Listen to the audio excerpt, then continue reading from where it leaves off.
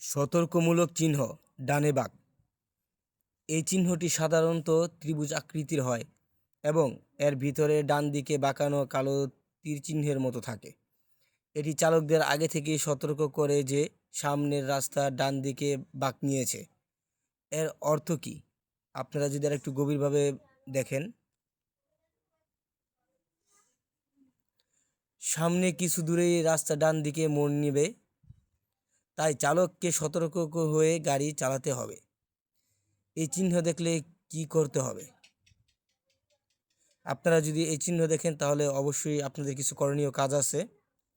গাড়ির গতি কমাতে হবে, ডান দিকে বাঁকের জন্য প্রস্তুত হতে হবে, হঠাৎ ওভারটেক করা থেকে বিরত থাকতে হবে, রাস্তার দিকে ভালোভাবে নজর রাখতে হবে, প্রয়োজন হলে হর্ন ব্যবহার করতে হবে, বিশেষ করে পাহাড়ি বা সংকীর্ণ রাস্তায়। মনে রাখবে, ত্রিভুজ আকৃতির প্রতিটা চিহ্নই সতর্কবার্তা বহন করে।